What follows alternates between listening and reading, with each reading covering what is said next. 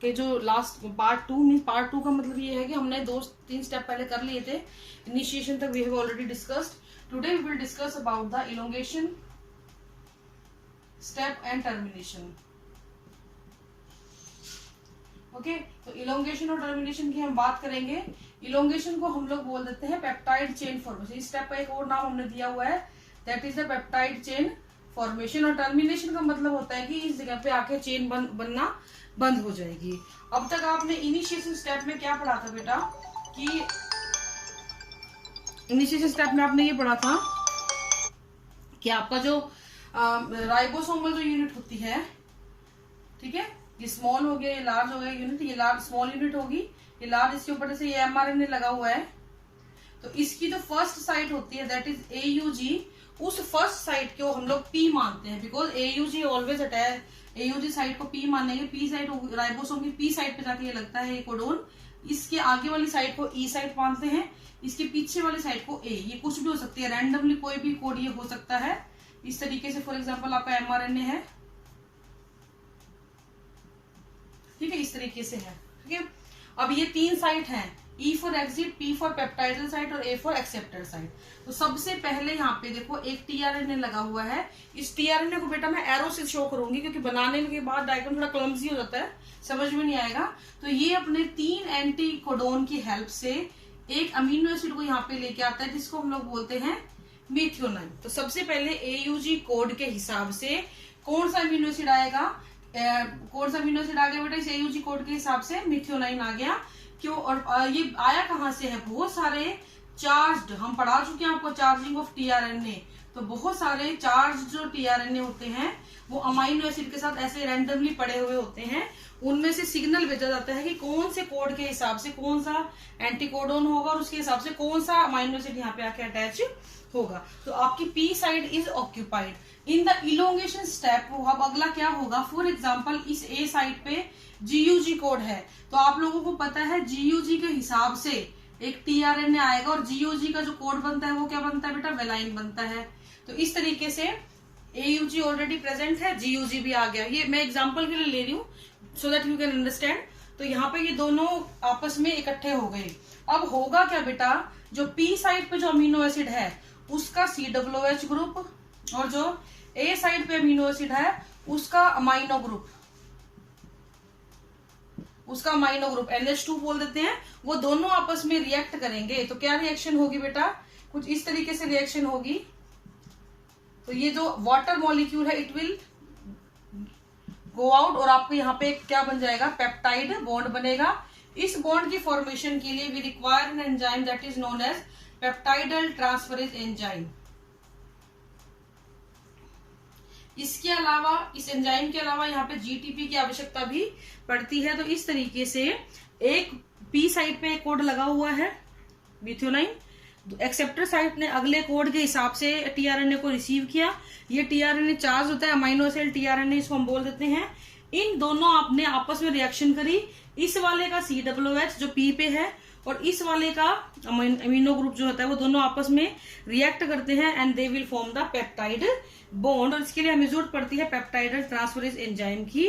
जैसे ही ये बॉन्ड बनता है, इन दोनों के लिए ये मैंने बॉन्ड बना दिया यहाँ पे, जैसे ही ये बॉन्ड बनेगा इस मिथियोनाइन का इस टीआरएनए से कनेक्शन क्या हो जाएगा, कट हो जाएगा। तो ये इससे दूर हो जाएगा, ऐसे हट गया दूर, ठीक है। तो ये अब ये दोनों जुड़े हुए हैं आपस में और ये जुड़ा हुआ है इससे। तो अब क्या होगा बेटा, ये जो टीआरएनए है इसको टीआरएनए को यहाँ धक्का मार दिया जाएगा ई साइड के ऊपर, यानी अब की बारी ई साइड पे आ गया। और फाइनली इस टीआरएनए को, क्योंकि इसका काम खत्म हो गया है, इसको यहाँ से बाहर निकाल दिया जाएगा, ठीक है। तो इस तरीके से आपका जो है एक 2 अमीनो एसिड आपस में जुड़ गए। अब फॉर एग्जाम्पल तीसरा कोड आ गया, कोई भी रैंडम कोड आ गया, है ना। अब इससे पहले एक चीज और होगी, ये तो हुआ आपका पेप्टाइड बॉन्ड फॉर्मेशन। इसके तुरंत बाद होता है बेटा ट्रांसलोकेशन, ठीक है। और ये होता है एंजाइम ट्रांसलोकेज की प्रेजेंस में, ठीक है। ट्रांसलोकेज एंजाइम की प्रेजेंस में एक प्रोसेस होगा। इसमें होगा क्या, ये राइबोसोम इधर सरक जाएगा। जैसे ही राइबोसोम इधर सरका, इमेजिन करो कि ये पूरी यूनिट उठ के इधर चली गई, तो जो ये वाला ए साइट थी ना, अब ये तो बन जाएगी पी साइट, और जो ये अगली साइट है ना, क्योंकि खाली है, ये बन जाएगी ए, क्योंकि खाली जगह पे ही तो नया अमीनो एसिड आके लगेगा ना, तो नया अमीनो एसिड के लिए ये जगह हो गई खाली। अब इन 3 कोड के हिसाब से अगला टीआरएनए आ जाएगा, ये अगला अमीनो एसिड ले आएगा, इन दोनों के बीच में फिर से क्या होगा, यही वाला पेप्टाइड बॉन्ड बन जाएगा। जैसे ही ये पेप्टाइड, इसको मैं एक्स लिख देती हूँ, कोई भी अमीनो एसिड आया, जैसे ही ये पेप्टाइड बॉन्ड बना बेटा, इस टीआरएनए का काम हो गया खत्म।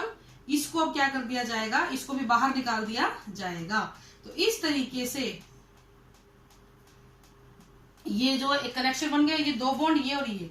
अब फिर से क्या होगा, अब ये साइड होएगी, इस साइड को एक्सपोज करेंगे तो फिर ये आगे सरकेगा, तो अब की बार ये साइड हो जाएगी पी, ये हो जाएगी ई और ये हो जाएगी ए। ये ध्यान रखना, नेक्स्ट टू नेक्स्ट साइड जो होगी वो एक्सेप्टर साइड बनती चली जाएगी।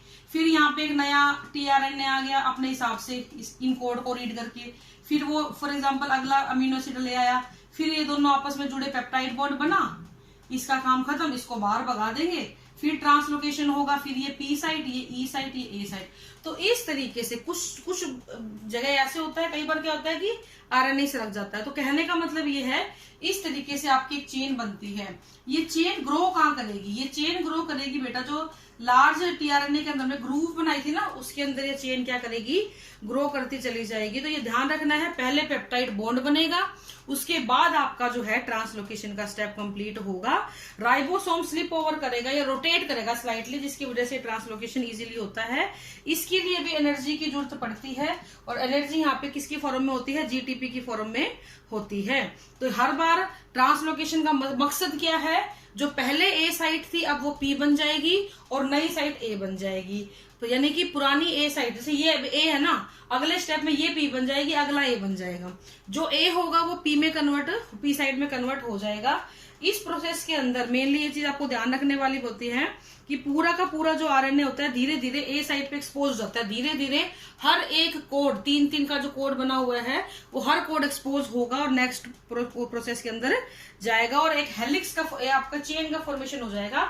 और आपको ये बात पता है, जब बहुत सारे एमिनो एसिड आपस में जुड़ते हैं तो they will form the peptide bond, sorry they will form the peptide chain, और यही हमने ऊपर लिखा हुआ है पेप्टाइड चेन फॉर्मेशन। तो इस तरीके से आपको ध्यान रखना है यहाँ पे किस तरीके से इलोंगेशन होगा। यहाँ पे एक इलोंगेशन फैक्टर्स की भी आवश्यकता पड़ती है, वो आपको ध्यान देना है, जीटीपी, पेप्टाइडल ट्रांसफरेज और इलोंगेशन फैक्टर।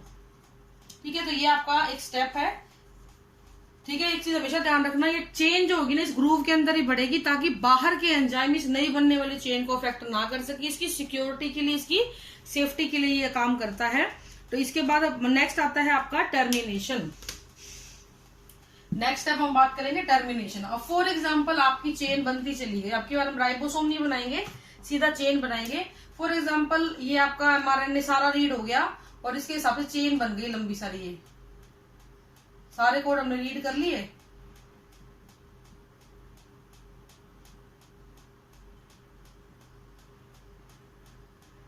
ठीक है, अब ये इससे ऐसे जुड़ा हुआ है, तो 1 2 3 4 5 6 7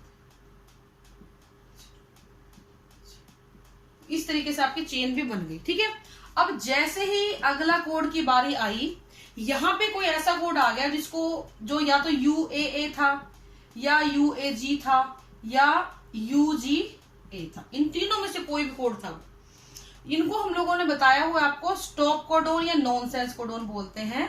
तो इस कोड के अकॉर्डिंग कोई भी चार्ज टीआरएनए साइटोप्लाज्म में प्रेजेंट नहीं होता है जी। इसीलिए क्या होगा, कोई भी एमिनो एसिड इस साइड पे पहुंचेगा नहीं, और धीरे धीरे क्या होगा, जैसे ही कोई कोड नहीं आएगा वैसे यहाँ पे जो ए साइट है वो क्या हो जाएगी, एम्प्टी रह जाएगी, और जो पी साइड पे टीआरएनए था उसका क्या हो जाएगा बेटा, हाइड्रोलाइसिस हो जाएगा। यानी कि इस कोड की वजह से आगे चेन नहीं होगी और यहीं पे चेन का क्या हो जाएगा, टर्मिनेशन हो जाएगा। यहाँ पे हाइड्रोलाइसिस हो जाएगा टीआरएनए का, तो ये चेन आपको जो है मिल गई, जो कि ग्रूव के अंदर पड़ी हुई है। ये आपकी लार्ज यूनिट, ये आपकी स्मॉल यूनिट। ठीक है, तो इस तरीके से आपका जो प्रोसेस है वो हो जाएगा।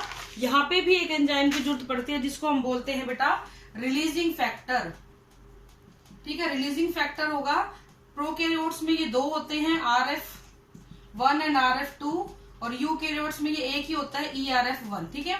अगर हम बात करें फर्दर क्या होगा, अब धीरे धीरे क्या होगा, ये जो नई पेप्टाइड चेन बनी है ये अलग हो जाएगी, ये mRNA यहाँ से स्लिप ओवर हो जाएगा क्योंकि इसका काम खत्म हो गया है। ये दोनों यूनिट आपस में अलग होंगी, फिर इसको अलग होने के लिए चाहिए होता है डिसोसिएशन फैक्टर, और डिसोसिएशन फैक्टर की वजह से क्या होगा, दोनों की दोनों लार्ज सब यूनिट और स्मॉल सब यूनिट ये दोनों आपस में क्या हो जाएंगी, अलग अलग हो जाएंगी, एक दूसरे से दूर हो जाएंगी डिसोसिएशन फैक्टर की मदद से। जैसे ही ये पेप्टाइड चेन रिलीज होती है, ये प्राइमरी हेलिक्स बनाती है, फिर ये बीटा प्लेटेड हो जाती है, और फिर सेकेंडरी स्ट्रक्चर बनाती है, टर्शियरी स्ट्रक्चर बनाती है, और फाइनली ये क्या बना लेती है बेटा, प्रोटीन्स का फॉर्म कर लेती है। ये जो प्रोसेस होता है ये सारा का सारा कहाँ होता है, ल्यूमन ऑफ एंडोप्लाज्मिक रेटिकुलम। तो इस तरीके से आपका प्रोटीन का फॉर्मेशन होगा, आपको ये चीज ध्यान रखनी है। अब क्वेश्चन आता है ये ER बीच में कहां से आ गया। अगर आपको न्यूक्लियस का डायग्राम थोड़ा सा ध्यान हो तो हम लोगों ने ER बनाई थी जिसके ऊपर राइबोसोम थे, तो इन राइबोसोम के अंदर की जो चीज थी ना वो अंदर जाके प्रोटीन ही स्टोर करता था और वो प्रोटीन की पैकेजिंग करता है, ठीक है ना। तो इस तरीके से आपका प्राइमरी सेकेंडरी टर्शियरी स्ट्रक्चर बनेंगे और फाइनली आपका एक मैच्योर प्रोटीन आपको मिल जाएगा। अब वो इजीली मूव कर सकता है आपके साइटोप्लाज्म के अंदर, कोई एंजाइम का इफेक्ट उसके ऊपर नहीं आएगा, ठीक है बेटा। This is all for today, thank you and have a nice day.